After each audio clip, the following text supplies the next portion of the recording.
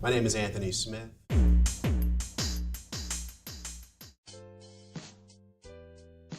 Zombies. Oh, man. They're all the rage now, right? I have a group of friends that meet me on Sunday evenings, and we sit down, chips, dip, root beer, and we watch The Walking Dead. I find that story, in particular The Walking Dead on AMC, to be sort of a parable, a postmodern parable of how we are the walking dead in our society. It was a zombie attack in Pennsylvania, zombie-like attack. That's the official story.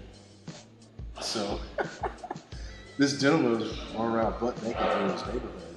He goes to his house, random house. He climbs into the second story floor of this random home, and he jumps out the window because he couldn't find anybody. He jumps out the window, falls down, breaks his arm or something.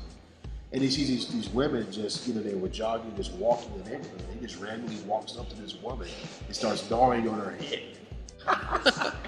What's also another interesting phenomenon in Washington State, you can Google this actually. There have been instances of sightings of zombie bees. Apparently there have been sightings of bees that have been caught, that have been seen, videotaped flying, but they're dead. Google it, man. Zombie bees in Washington State. Right. The scientific explanation is that there's this microorganism that gets into them. It gives them the appearance of being alive, but they're actually dead.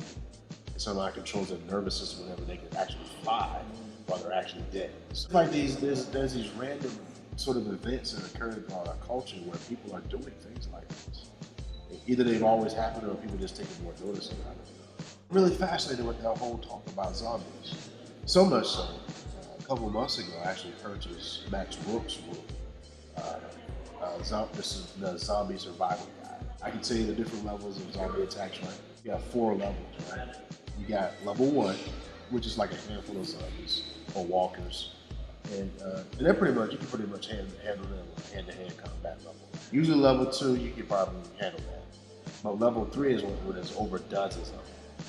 Right? Usually a home or a house, you can't withstand it. You need a larger structure for level 3, level 4 attack. But here's the thing though about zombie attacks, and this is the thing that people don't understand, is that you can't attack zombies. You can't win against zombies, right? You can only learn how to survive. You can only run from zombies, right? Fighting a war against the zombies. No. You gotta survive. Nobody's actually asked me why I'm fascinated with zombies. I actually feel like we live in a culture that actually zombifies us. We actually are the walking dead. That's the genius of that story, I think. It's a profound commentary on society. Because while we're walking around, taught that the goal of human life is just to consume things, to acquire things, it's a certain kind of walking death. Zombies are not conscious of others. Zombies are like the epitome of the extreme opposite of empathy. There's no empathy at all for zombies. Zombies will eat live flesh and don't care about your feelings. So they're like sort of like this caricature of a society that lacks empathy for other human beings. And there's so many aspects of our culture that trains us, that disciples us or socializes us into that. And so it's a world of violence, the way we glorify violence in our culture. The way that we hold up as an ideal as justice as revenge, the way we hold up this ideal of the rugged individual at the expense of those who are the most vulnerable in our society. So for me, that's kind of a zombification of our society. Literally, we're taught to be zombies in the sense of to consume each other, almost be a society of cannibals almost. We're so desensitized to the unconscious racial habits of white supremacy. We're so desensitized to our Americanisms and our Christianity, our forms of Christianities that help us desensitize, that helps desensitize us to different things. People appear to be alive, but we're really dead in many ways. So what do you think about zombies? What do you think about the growing occurrences and sightings of zombie-like attacks in our culture? And what do you think it says about our society now?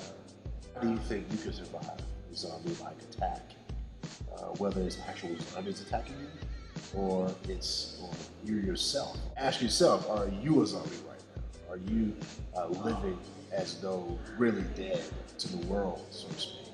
When you think about the possibility that you could be, as Paul would say, and you were once dead in your trespasses and sins, right? That somehow, some level, we're all like zombies, walking around looking alive, yet dead, spiritually.